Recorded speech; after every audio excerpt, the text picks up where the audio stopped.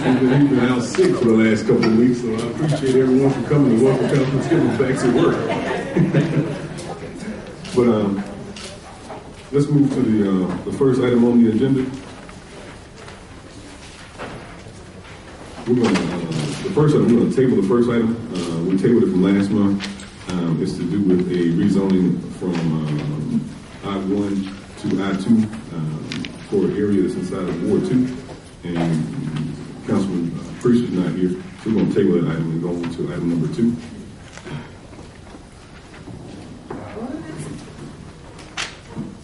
Ordinance approving amendments to the text of the official zoning ordinance of the City of Jackson to provide for and establish more effective zoning regulations for the City of Jackson land use.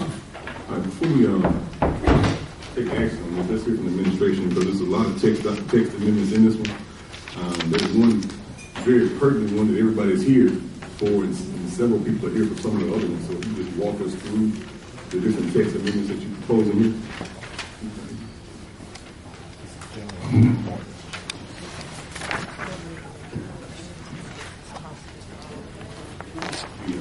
The text amendments, walk us through there. There's about 6 pages of it here. I know there's one very hot item on it, but there's several more. Just walk us through the different text amendments and talk about what the reasons are. Okay. Good afternoon, Esther Ainsworth, Zoning Administrator. As we have indicated to the council that we have text amendments that are before you for your consideration today. We do text amendments based upon the implementation of the City of Jackson's future land use plan as required by state law. We do it with the need to clarify, identify, and modify land uses and regulation for the various zoning districts. We do it based upon a researched response to public feedback and/or observations of reported zoning violations, concerns about the compatibility of land uses, desired changes for land uses within certain areas, changes in the demographics of the community, and a responsibility to promote and protect the viability and stability of residential areas, and to encourage and promote opportunities for quality economic growth. Okay. If you can just start at the beginning of it and walk us through the different text amendments. Okay, on page 1 of the text amendments, we have a definition that we created for mixed-use developments.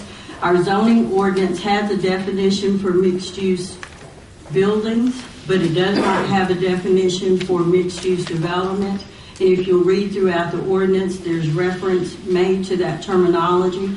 So we created a definition for that reads, mixed-use development are properties on which various uses such as offices, commercial, institutional, and residential uses are combined in a single building or on a single site in an integrated development project with significant functional interrelationships, and a coherent physical design. A single site may include contiguous properties. And that definition we created for mixed-use development. We also have a definition for a retail stand. So let me ask a question about this. So this definition for mixed-use development, was it something that perpetuated this?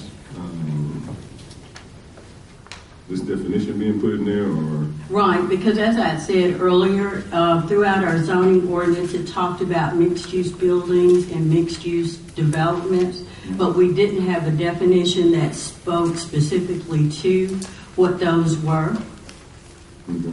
Okay? And then we have a definition for a retail stand. This definition came strictly from the City of Jackson's code. That's a city definition. The city ordinance addresses retail stands, and the zoning division has oversight for retail stands, but that information was not in our zoning ordinance. It spoke specifically to where retail stands could go in the city and other regulations that were associated with it, and they were speaking specifically of uses such as the ones where you see people put the little snow cone machines, and then sometimes people who just pop up and just start selling things from the site. And sometimes staff, depending who was monitoring our counter, would look at them as transit vendors. But we do have city code that speaks specifically to retail stands. And because they were regulated by the city of Jackson with zoning having administration, that's why we put those in the ordinance. Okay, then we have a taxi cab service. We have a vehicle for hire ordinance that talks about taxi cab stands and taxi cab services going in the proper zoning districts, but our zoning ordinance did not address taxi cabs or taxi cab stands. So we included that as a part of the definitions, and then also the appropriate zoning district for it, which would be C3. So where it says non-shared ride, why is that verbiage there? Non-shared ride? Like two people can't get in a taxi and split the fare? Right. Why would we do that? Well, some of that came out of the vehicle for hire, some of the things that they spoke about in there. Well, in my mind right now, I'm just thinking that if two people at the airport and they're going downtown, if they want to share a taxi cab, they should be able to split the fare. Well, like I said, what we did was we tried to address it as closely related to the vehicle for hire ordinance to make sure that they weren't in conflict with each other. Okay. Okay. And as we talk through this, colleagues, just identify areas where you might want to make some changes so that we can propose those changes at the appropriate time. Okay. Okay. Proceed. And then the rest of them are renumbering things. They're related to the taxi cab service. So those are renumberings. I've got one comment, Mr. President.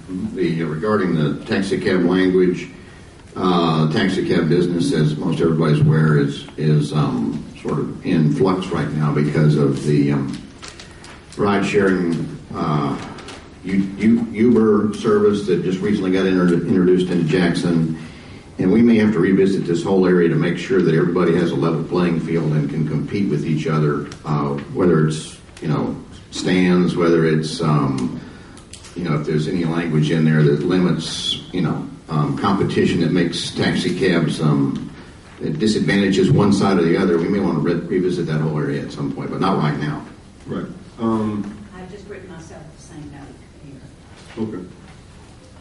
We put this into the Rules Committee a couple weeks ago, and the Rules Committee is formulating some alternative language for our taxi cab and shuttle ordinance.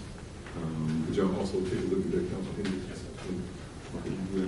To see if we need to change anything to do with taxis, because if we start talking about taxes, we'll have a room full just like this.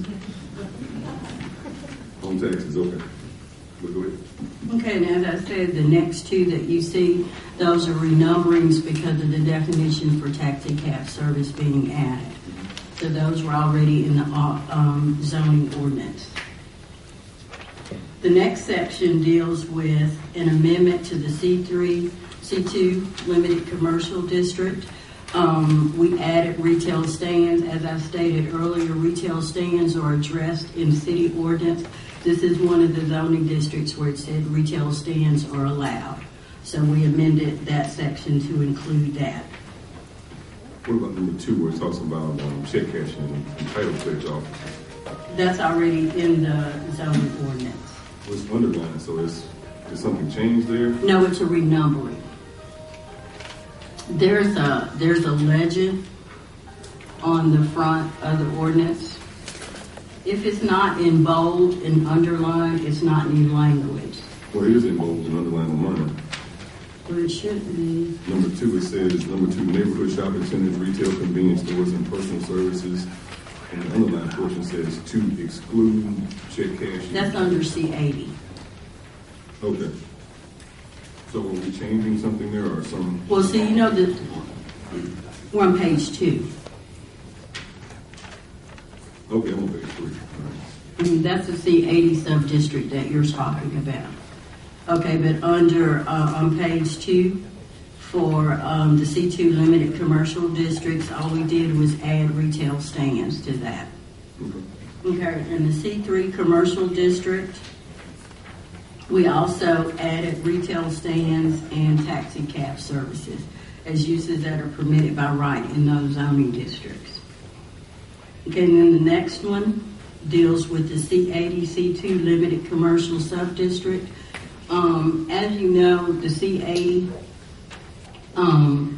subdistricts were created and adopted by the council in 2011 based upon a series of meetings that were held.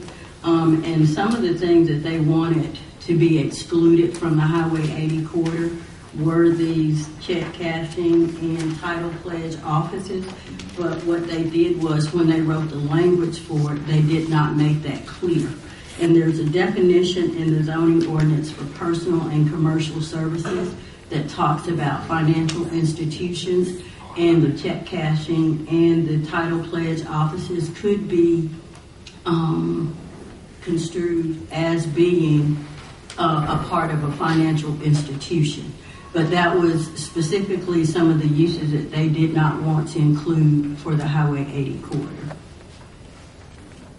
And so that's why that's there. This change, there won't be any more check cashing and title pledge spaces in that corridor. They would essentially attrition out of that zoning classification. As you know, our zoning ordinance does provide for grandfathered uses that they can stay in operation as long as they don't close for a period of 6 months, or if they want to do any kind of expansion that's beyond 50% of the actual structure that they're in.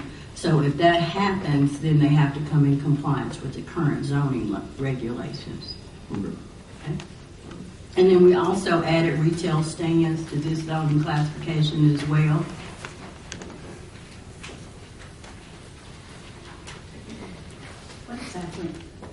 What exactly do you mean by retail stand? A retail stand, let's go back and look at the definition. As I said earlier, we took that straight from the city ordinance. It's exactly the same as the previous language. It's exactly the same as what comes out of the city ordinance. Okay. But we do have a definition for it. On the first page, it would be item 202.145. Do you want me to read that? Oh, okay.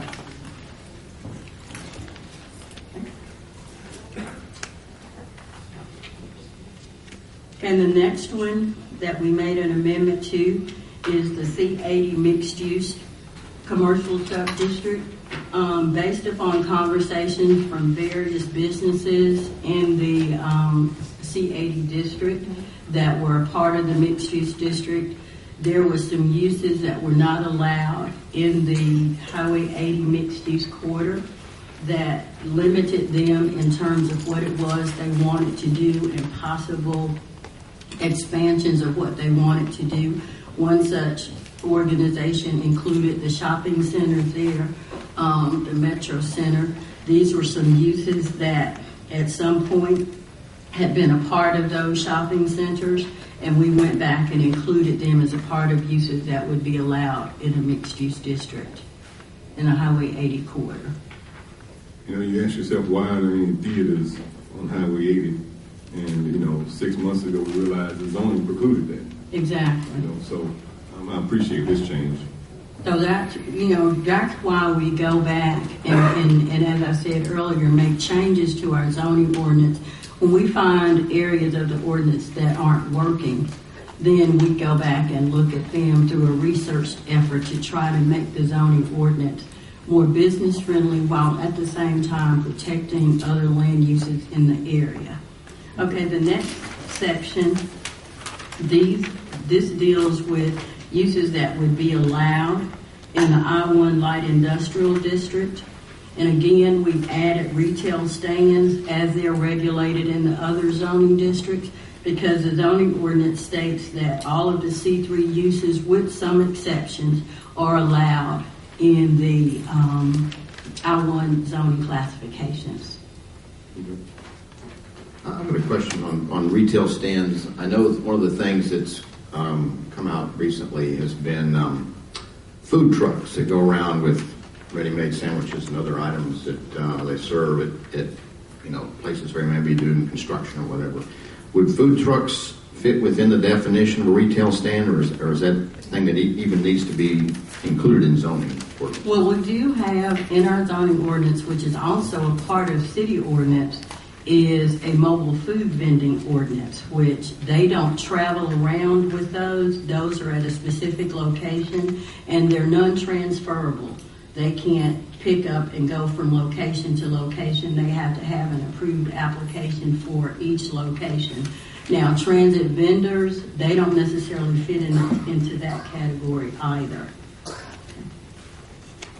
But our zoning ordinance does address transit vendors as well.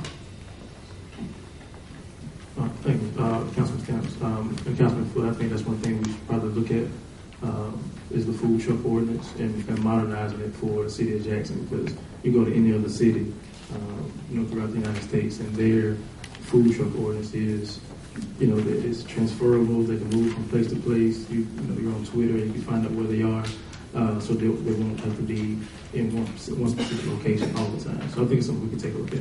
Right. Okay, we just want to remind you that not only is that in the zoning ordinance, but it's a part of city ordinance as well. So if it's we can also add it to the rules committee list too as well, to look at that ordinance. Okay.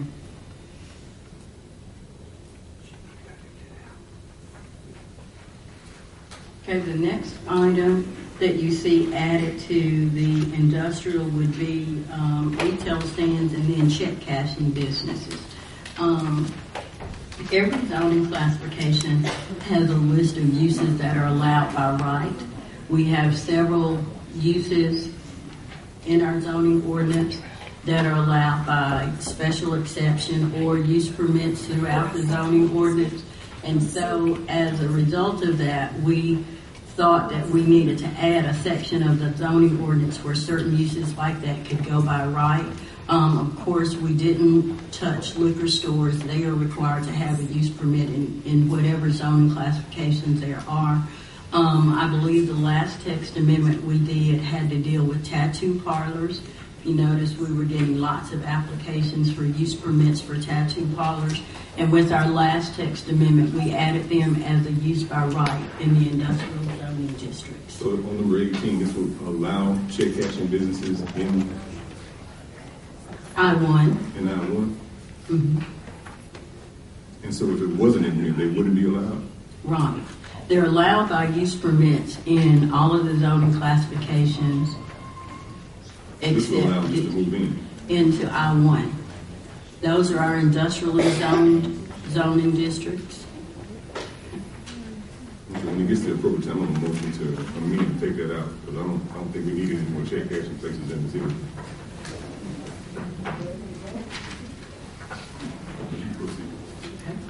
And then the next item that we have are for our special use districts. In our zoning ordinance, special use district does talk about developments that are of a size of 5 acres or more. The minimum development for them has to be 5 acres. And so we expanded it to include mixed-use developments. One of the things that we're seeing throughout the city is that properties that have served as special use districts before have now become vacant and they're no longer serving a purpose. So the way that our zoning ordinance reads, in the special use districts, it does not allow for any kind of retail services or any kind of residential components in the special use districts. We have found that we've had churches to make inquiries about being able to provide assisted living for their elderly members and people in the communities. Some of them are looking for temporary houses for some of the services they provide, such as for children and battered women. And because most of their properties are in special use districts and it does not have a residential component, they cannot do that. And then, like I said, we have several large pieces of property in the city that have special use zoning, and based upon that, the regulations for that, there's not a lot that you can do with those properties. So we were looking at creating an opportunity for those properties to be redeveloped. Okay.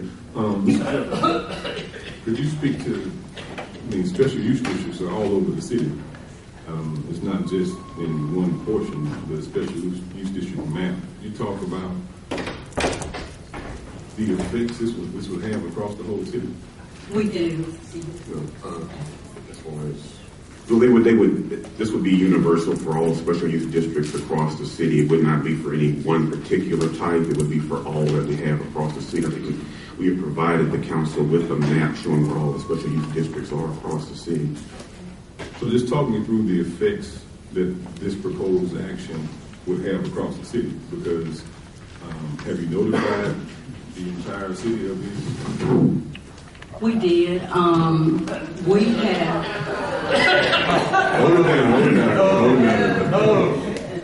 Well, I can show you all proof where it was advertised in the Mississippi Link.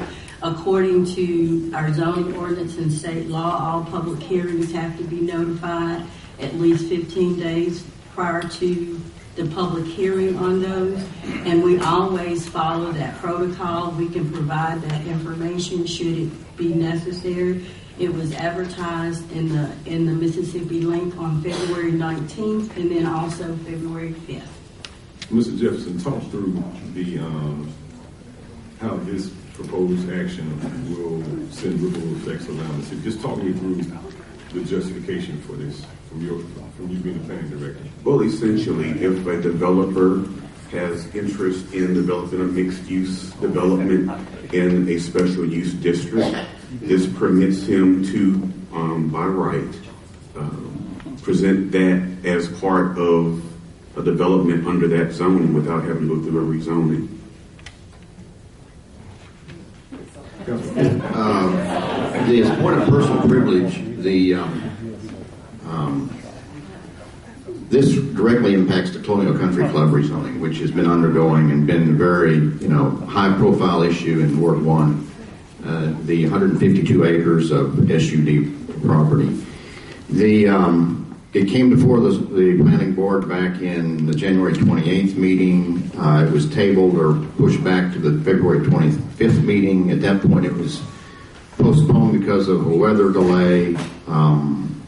The people that follow this issue very closely and who it means a lot to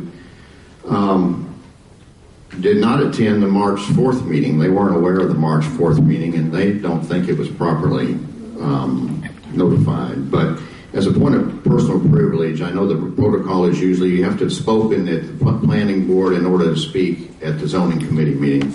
But I've got a group of people from that that had spoke back in the January 28th meeting, and I'd like to allow them the 3 minutes each to speak on the behalf of their neighborhood associations, because this basically rezones Colonial Country Club without them having, or the property without them having any say. And so I'd like to ask these people, Lisa Williams, Kimberly Hillier, Bob Gilchrist, Bert Green, David Ford, and Ken Adcock, to each have 3 minutes, if that's chairs. That's fine.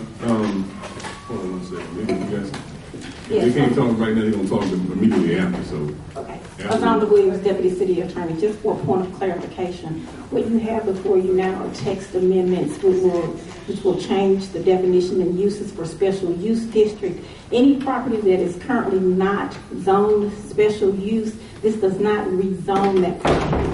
If there is a pending case for a rezoning, that still has to go through the process.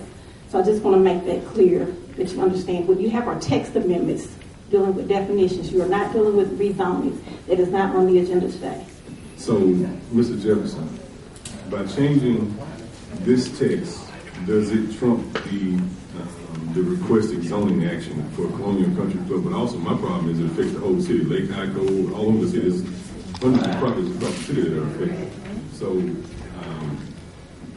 In my opinion, no, it does not, because a change like this should talk to other people across the whole city. this could be this is a huge change. So just talk me through, what's your plan? Ms. Griswold?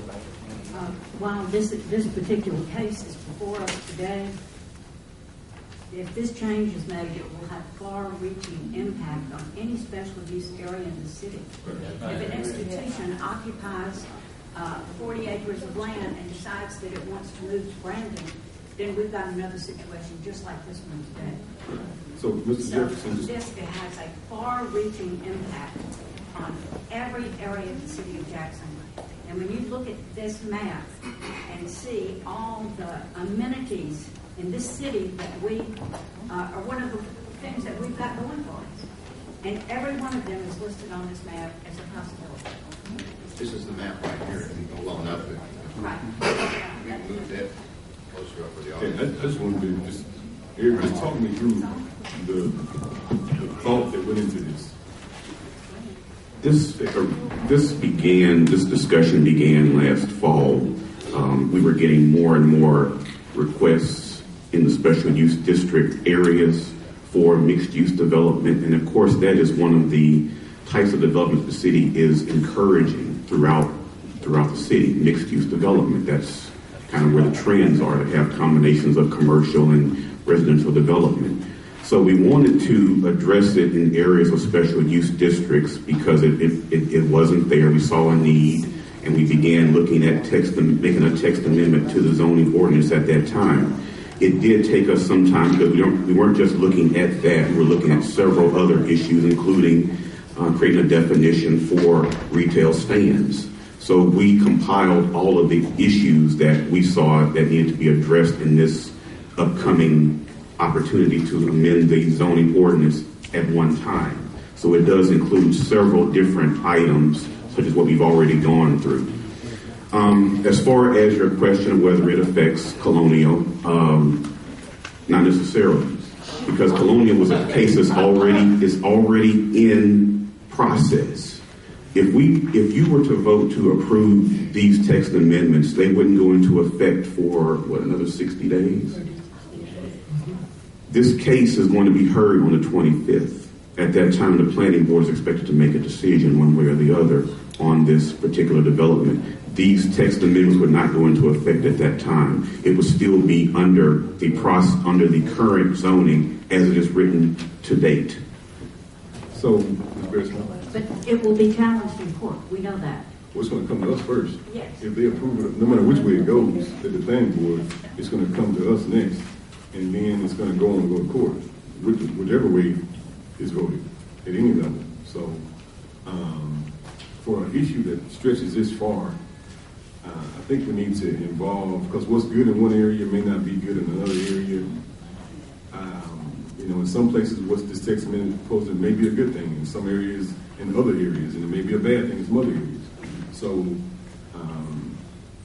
what I'm proposing is that we pull this amendment, this piece of text amendment out, and not even move on it. Move on the rest of the things that we agree on.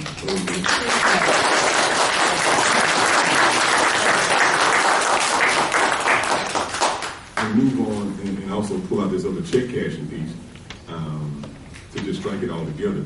But I believe that we need some more due diligence done. Some people's conversations need to be heard because I didn't need to inform my ward that before 2 days ago I didn't know this affected the whole city. So there's several large tracts of land in all of our wards that we need to talk about and discuss it with the communities to see if it's good or if it's bad, or if the language could be crafted in such a way for specific SUD zoning areas, because the language may be good in one area and it may not be as amenable for other areas. So noted. And we'd also like to point out to you all, if you look at the uses that are allowed by right in a special use district, many of those uses are not compatible to residential areas. One such use is being able to allow a hospital to go in a special use district. Okay, we know what hospitals do. They're open 24/7. Ambulance is constantly there. Special use districts also have the character and nature of a mixed-use district as well, based upon the nature of the district. And as we said to you all earlier, this is not something that we just decided that we needed to do. We also researched to see what other cities are doing. And this is something comparable to what other cities are doing as well. Mr. President, even though we have a round of applause here, I'd still like to have the chance for the representatives from the neighborhoods. You can certainly hear from the public on any proposed text amendments, but you do not have a case before you for rezoning. If they would come to the mic, Okay.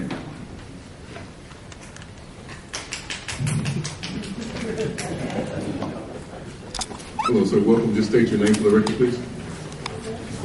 It's Ken Adcock. I'm president of the Carrollwood Homeowners Association, and here speaking on behalf of the neighborhood along with some other people here. This is a case of really we think goes back to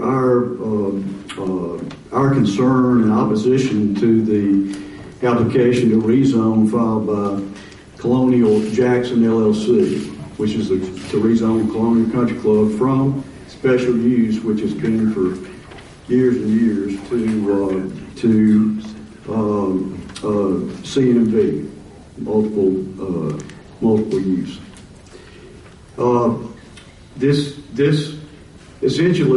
This amendment makes essentially de facto rezones the property, Colonial Country Club, 152 acres from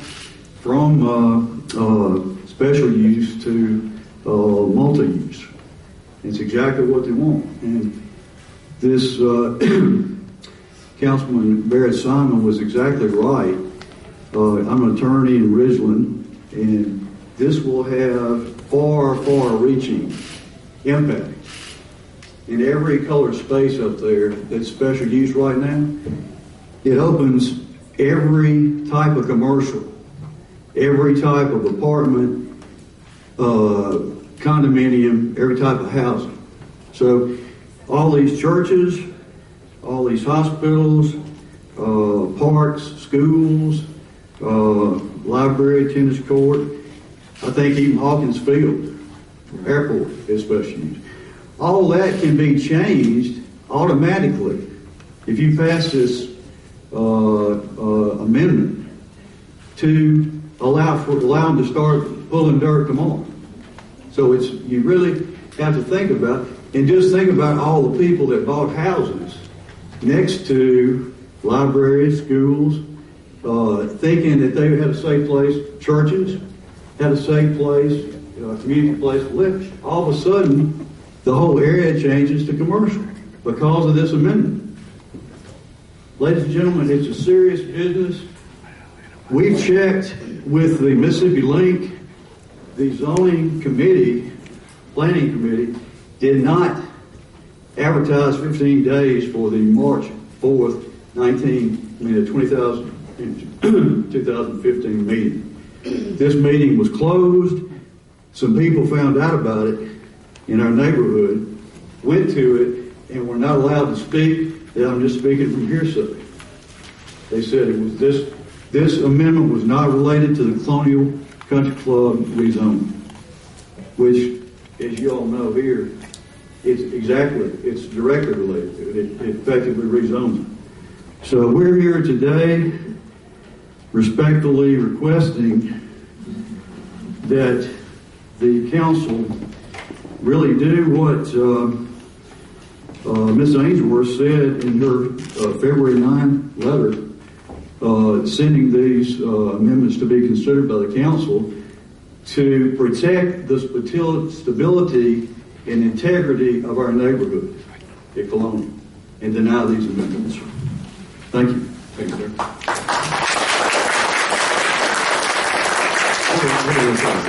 You have a question, sir? No, this is a question. Do you think that's an accurate description of what these amendments would do? An accurate description? Yeah. Why Why not? Yes. How much money is it? Why not? Yeah. Well, these amendments are clear, first of all, are intended to clarify certain areas, such as, again, what retail stands are, where we would allow a check cash in place, which we already allow in most of the areas of the city anyway. Now, again, as far as a rezoning, this doesn't rezone anything. It allows another use that would be permitted by right. That property would still have to be approved by the site plan review committee. It would still have to go through our process of being reviewed and approved by each of the departments that are part of the site plan review process, including this council. And if depending on how it's funded and how it's structured, there may be opportunity prior to it ever getting to that point where this council can be presented with a proposal from a developer and, have say on whether that proposed development goes through or not. Okay, so I want to make sure I understand the position that the administration is taking, and that is these amendments will not take away any oversight that the city council or the planning board currently has. Is that? As it relates to like a site plan review, no, it does not. Okay, so what is the effect then of this, in just practical terms of these amendments? This particular amendment that is the source of contention allows more residential development in these areas than what's currently permitted through this process. A mixed-use development includes residential development. That's what it is. Thank you. I appreciate that. Thank you. Good afternoon, Please state your Councilman. name for the record, ma'am. My name is Lisa Williams. I am a resident of the Colonial Country Club area, literally with the country club directly across from my front porch. I would just like to be very succinct about how we view this as a community. Our biggest challenge, because of course we now have 152 acres of undeveloped property in the middle of our neighborhood, we do not find that acceptable. However, our concern, and especially with this particular rewriting, is that we were in the middle of attempting to get the developers to do some due diligence and be specific about what they were bringing to our neighborhood. That has been the huge crux of all of this. By presenting these new amendments, we would have never had the ability to voice anything or ask for anything in reference to this.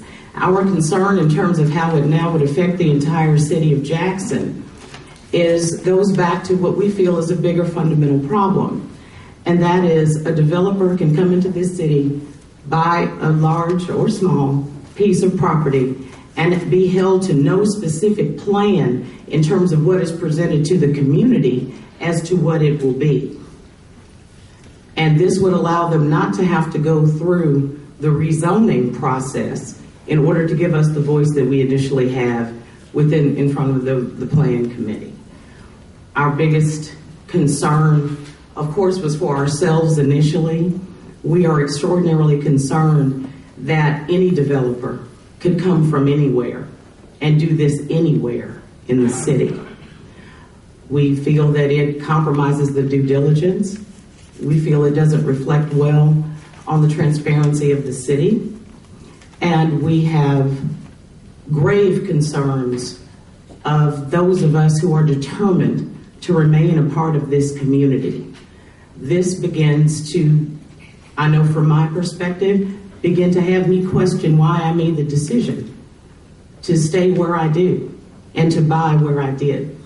So we sincerely hope that we can continue to work together as a community with our leadership and with the administrators so that we hold all parties accountable for how and when and under what circumstances this city develops. Thank you.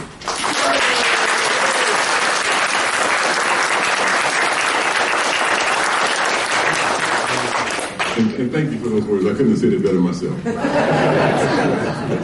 My name is Bert Green. I live in Carrollwood. I'm kind of an anomaly here. I am a native Jacksonian. I was born in the Old Baptist Hospital. I grew up on Kings Highway. I lived in Rollingwood. Now I live in Carrollwood. So I didn't abandon the city. I stayed here. I was a developer for 34 years. I also served on the original zoning committee that was with the city of Jackson with Dale Danks. I can give you a little bit of history of how some of this evolved. First of all, the amendments that they're asking for are not amendments, it's total rezoning. You call it what you want to, you can put lipstick on a pig, it's still a pig. They're totally rezoning it. They're taking special use and trying to make it mixed use. Can't be done. It's against state law, it's against the city ordinances, the city rules too. You call it what you want to, but it is still taking substantially special use and totally rezoning it. Special use was originally designed for, the first purpose was when the old electric building was converted to condominiums. They had a problem because they had retail on the lower floors and they wanted to put condominiums and apartments on the top floors. They had no zoning in order to do this. So they had to come up with something, and this is what they came up with it. There were two places that it was originally designed to be effective, and it was downtown and Fondren. Later on, the Highway 80 corridor was added to it to be included in it, which was a great addition. But those were the only areas that it was originally designed to be. Also, if you'll note in your your land use development plant that you have in the city of Jackson, this area is delegated to be R1 residential low density. It's not designed to have any kind of commercial in it. Colonial Country Club is special use because it was grandfathered in as a country club that started in 1948. So it had to be grandfathered in. But it was not designed to do what we're trying to do with it now. As far as trying to change the wording and all in the zoning, you can take this on a case-by-case basis. You can leave it the way it is. The zoning department can take it on a case-by-case basis, which is what we normally do on that. And if it's warranted, fine. If it's not, some areas, as Councilman Stamps pointed out, some areas are designed to be that way, some aren't. Colonial living. We don't need big boxes. We don't need large commercial. We've been trying to work with these developers for a long time, and they've just cut off communication. We've finally pretty well, I think, unmasked what they're up to. They're trying to make it as much commercial as they possibly can. And then really, and I understand, I've developed for 34 years. I developed a lot in Florida. I've developed up here, a lot in Northeast Jackson. I remember at the corner of Old Canton Road and Ridgewood Road, we have some apartments over there. And my former partner, he's deceased now, but he and I were going to buy that property. We're going to develop it. And we had a nice plan, and we were working with the city council at the time. All of a sudden, the Piper brothers from Memphis swoop in here. They were a big plastics concern out of Memphis. Well, they come in with a great dog and pony show. They had more models and figures, and they had just the most outstanding apartment complex. Los Angeles doesn't have anything like they had. And what did they build? They built barracks that I doubt Camp Shelby would let their trainees stay in. Now, they've put a lot of lipstick on that pig out there, and it looks a lot better than it did. But if you look at it, it's still a pig. I'm sorry. But what they did is they told you they were going to do something. They were not held accountable. What we want in this instance is to hold not just these developers, but whoever develops this property. If they want it developed in this way, make them accountable. Hold their feet to the fire. Don't do a Piper Brothers on us and show us a dog and pony show and then end up giving us nothing, because it's going to hurt the whole city of Jackson. And if you think about what this means to the city of Jackson, and especially Northeast Jackson, you've got a great renaissance in Fondren, and it's wonderful. It's got a great renaissance now in Maywood and Northside and Meadowbrook, and that's wonderful. And if we get the colonial area and we develop it as a wonderful renaissance that absolutely ties everything in together, then there is a renaissance for Northeast Jackson. There is a tool by which we bring people back to Jackson. My son, 30 years old, all of his friends want to move back to Jackson. Believe it or not, they do. They can't find anywhere to live. They would love to have a development in Colonial and have somewhere to live, but they can't find anywhere. not the quality they can find in adjoining areas. That's what we want to bring back. We want to bring rooftops back. We want to bring people back. It will in turn bring tax money. That's the bottom line. We all know that. It's all about the money. The money will come back to Jackson. The people won't leave Jackson. A lot of people will come back. I chose to live in Jackson, and I'm going to stay in Jackson. And my son's going to stay in Jackson. And my brother lives in Jackson. My family lives in Jackson. We're an anomaly, but we're going to do it. But we really need to consider this. We can take this on a case-by-case basis. We don't have to pass this. I would suggest y'all just to take out everything about the special use development and not act on it at this time. Thank you very much. Thank you.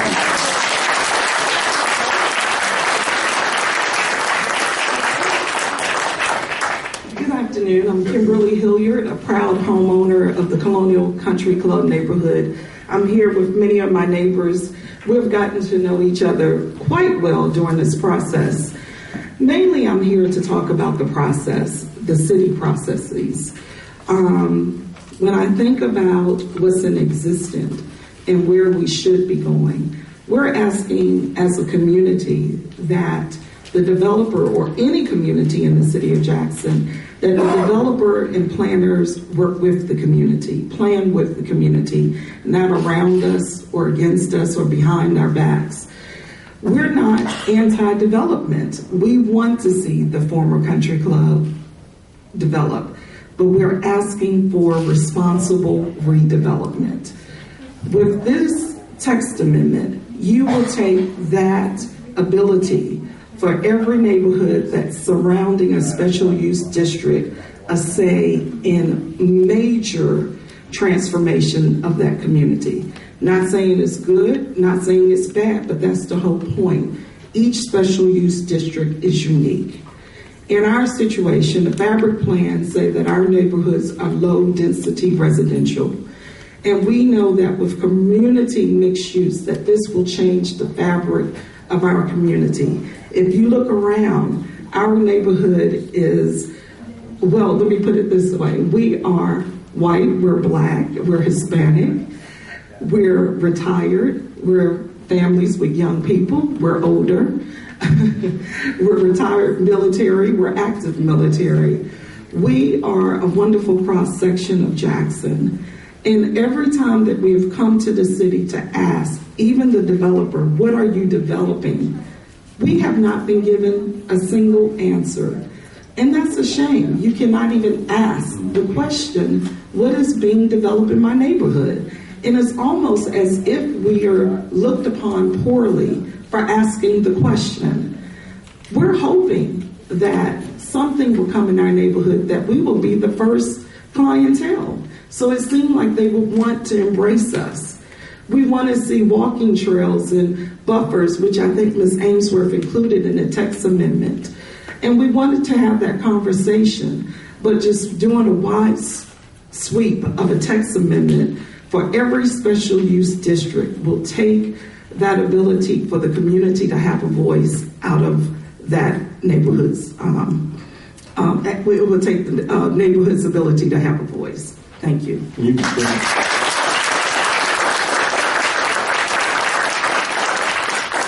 You described your neighborhood in a lot of different ways, but the most important way you left out was engaged. Yeah. So I appreciate you. Mr. Vice President? Thanks. How did we end up with so many special use districts? Was that when the gentleman earlier said we really started with just 2, and I now see all over the map? I guess, what's the history on that? Well, I can't speak to the history of it because the zoning for the city was adopted in 1974. That's when we had our first official zoning ordinance. But if you look at the uses that are allowed in a special use district, that's where those districts came from based upon the kinds of uses that were allowed in the districts. Because they generally represent some of your land uses that are not necessarily compatible in and of themselves, adjacent to residential or commercial uses. So they were put in a category of special use districts, meaning that they didn't fit comfortably anywhere. Okay. Was there another person? Yes, sir. My name is David Ford. I moved to Jackson in 1994 after graduating college. I've lived in Fondren, Belhaven, and I currently live where my driveway looks out onto the country club, the headquarters here at the country club, the main clubhouse.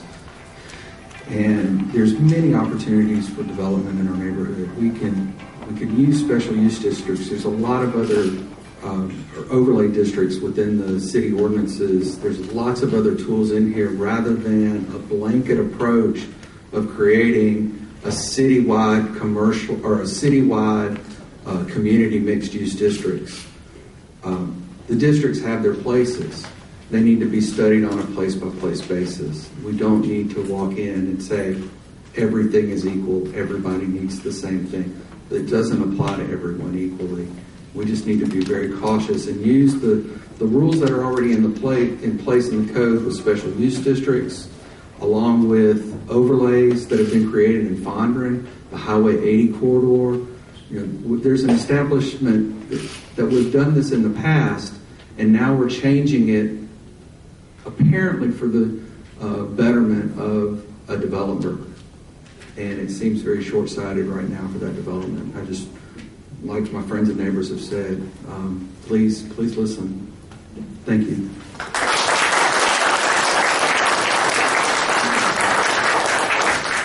Land use is the most important. Mr. President, just a short word. My name is Bob Gilchrist, long-term resident of Jackson. Would like to thank y'all for listening to us. And I think I'm speaking for about 10,000 people that live out in our areas. Every homeowners association in Northeast Jackson is behind us. We have hundreds and hundreds of letters to give Miss Ainsworth from all of them stating why we're against this. And we're just interested in the safety of our neighborhoods and of our area, and we're interested in our home values. Most of the homes out there, what most of us, that's it. That's our savings and our life. And we think that the zoning board needs to take that into real deep consideration of what's going to happen to these areas. Please help us maintain that. We got great neighborhoods, and we'd like to keep them that way. Thank y'all for the time and consideration.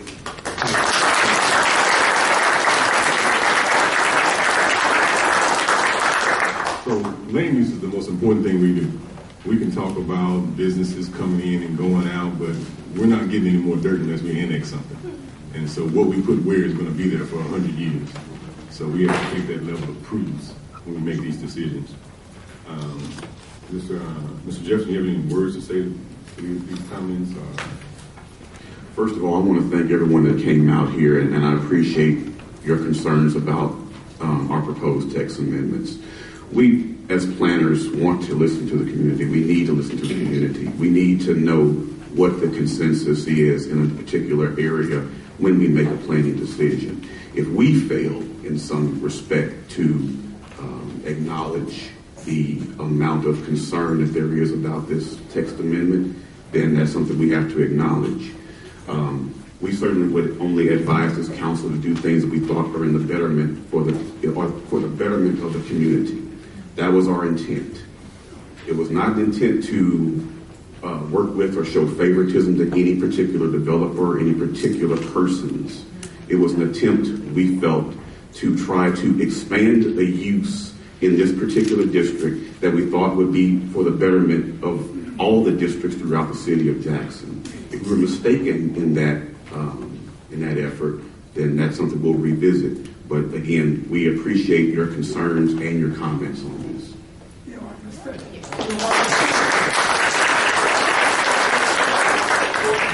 So my suggestion, colleagues, is to read it, bring it to the floor, amend these two areas, and go forward. I'd prefer to have more time to read, and if we're going to start cutting things here and there, I think there are too many. You go through the document and there's a line here, there's a line there. I'd prefer to table this to the next meeting, or at least the next meeting, so that we can so I can have enough assurance that what we are doing, there's not something that was missed in the effort to redo it on the fly. Yeah, before you got it, we walked through each line by line through the whole document. We still got a few more pages to go in this whole process. I agree somewhat with Mr. Priester, but I think that to give these people who came here today some peace of mind, because these are their homes that are threatened. That's why they're here in mass today. And I think every one represents 100 more that feel this way.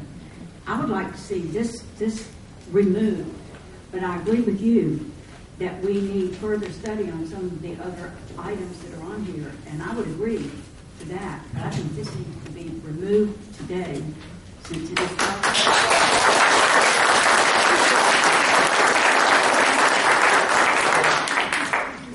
Let's finish going through. We were going through the document. We stopped at special use. There's still several more pages of text amendments to even talk through. So we'll see you on the same way. Okay.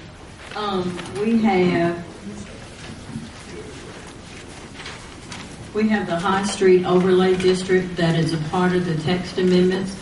We did not change any of the language as it relates to the High Street Overlay District. What we did with that was renumbering. There are some uses that are in the High Street Overlay District that are prohibited. The underlying zoning for the High Street Overlay District remains the same, but as I said, there are uses that are prohibited. Those uses were in the zoning ordinance, but they were in sections of the zoning ordinance that was not readily, could not be readily seen. So what we did a renumbering to move them to the front of the document. So none of the text for the High Street Overlay District has changed. Okay. The next item that we have where we're offering a proposed amendment is to our Site Plan Review Committee.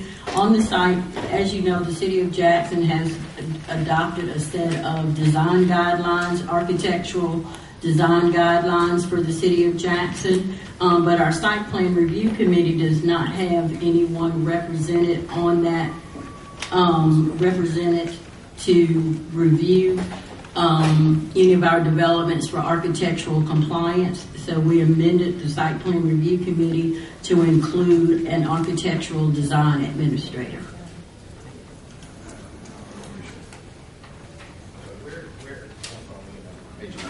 It's on page 9. It's on page 9. Okay. Do you have any questions about that? Okay. The next item that we were offering an amendment for was in the article where it talked about site plans being required, and that's going to be on page 10. We included retail stands there as well. And then the next section deals with the, that's on page 10, deals with the procedure for the withdrawal and postponement of zoning cases. That information is a part of our zoning application, but it's not a part of our zoning ordinance, and we felt like we would include that as a part of the regulations for the zoning ordinance, because a lot of times people do not withdraw their cases based upon the way that the application outlines for them to do. And there are also fees that are associated with the withdrawal or the request for postponement. So we felt like it needed to be made a part of the official zoning ordinance. And then we have on page 11 the article that deals with a retail stand permit. As I said, this is language that was taken from the City of Jackson ordinance itself that talked about what the requirements were for a retail stand, and so we just included that same language as a part of our zoning ordinance.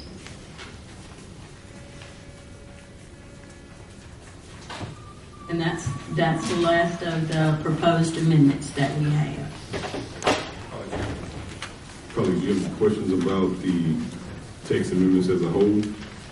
So that we can ensure that all your questions get answered. I don't want for all the air to get sucked out of the room on one issue, but you're not asking questions you have on other issues so that they can address them and or either get information back to you so that you can make a good decision at the point when you do move on that.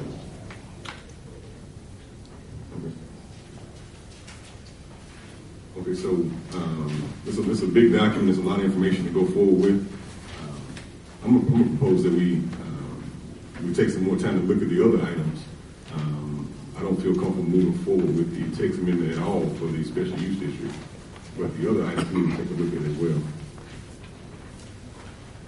Wasn't there a motion on the floor to remove? Well, I said me personally, I would motion to just remove that item. Yes. And then table it, the rest of it to the next meeting. Okay, I would second that. Okay, we're going to put it on the floor first. Are you going to make the motion, Mark? To remove item I stated my Article opinion. X. I'm not sure I did it properly. Okay, But I said once we get to that point. Oh, okay. We haven't got to that point. Okay. The clerk's I looking think there's at an agreement among us, but I don't think I did it properly. I didn't state a motion. for the reason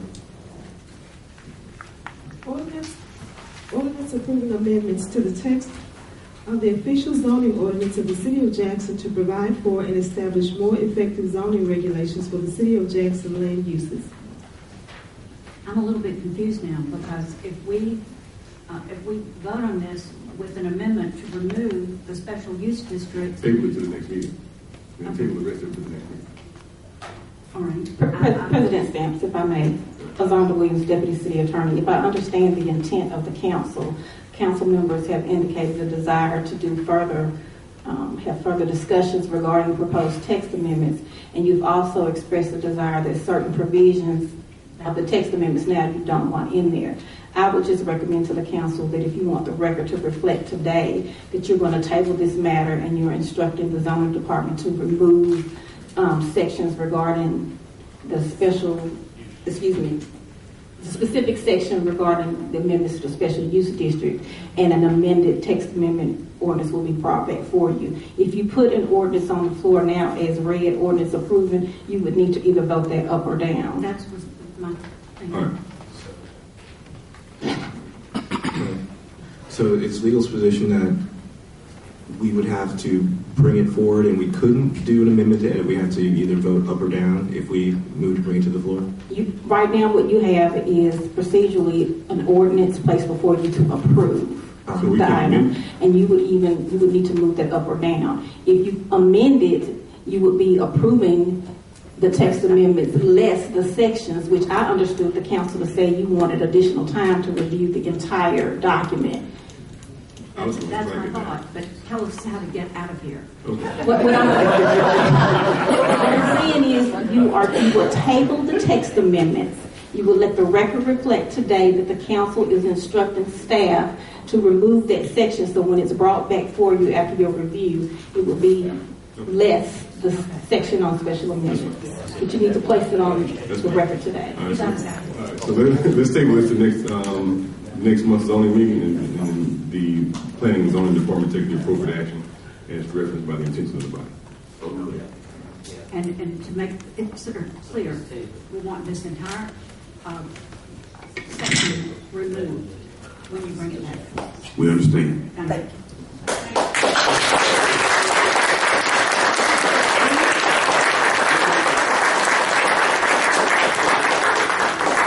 Let's move forward. Item number 3. Ms. Tillman.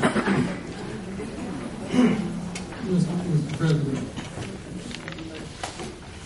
I've listened carefully.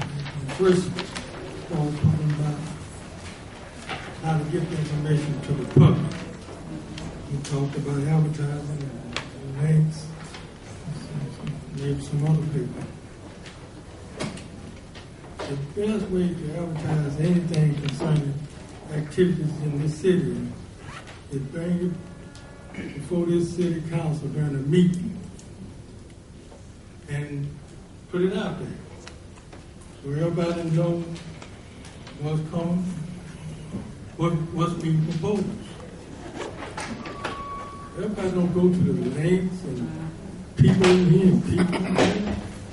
You know, sometimes when all these discussions come before this council, and I'm sitting on the city council and had a darn thing. And I truly don't like that. The general public find out information for the city council. Administration, I don't like that. So going forward, I hope while we're in committee, we can propose some policy procedure that when things are coming forward, that the council be briefed, so we can do our homework. Thank you.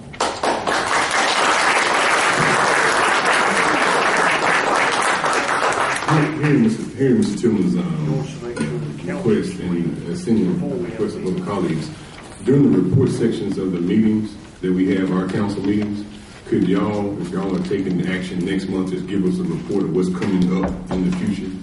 Or at least, so during that report section, could the planning department talk about what's happening in the future for the next month that's on the horizon, so we just be abreast of the issues? Mr. Vice President. Thank you. I want to thank Mr. Tillman for his comment, because that's exactly how I feel, that with regards to matters such as this, that it was members of the community that brought it to the attention of, before I even got an agenda to see this.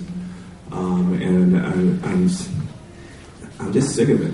I'm sick of having to, for documents of this importance, seeing them after everyone else in town gets a copy of that. You know, it was the same way with the infrastructure master plan, where it was put out before the city council got to see it, and we had to be spectators. It puts us in a position where we can't be allies. Our city council.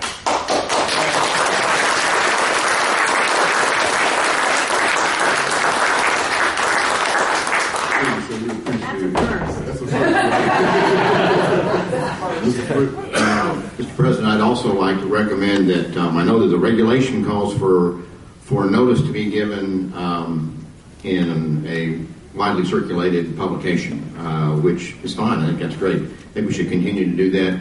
But I see no reason we shouldn't, at the same time that we post that or send it to the publication, that we also post on the city website in a highly visible place.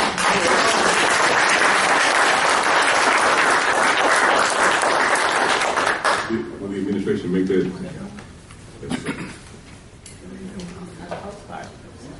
Hey, that's right. Councilman Hitch's been asking that for 6 months. Okay. Will the any more comments about this? Okay, let's move on to item number 3. Item number 3 deals with special exceptions for y'all can stay and watch the rest of it. We got about 5 minutes to go.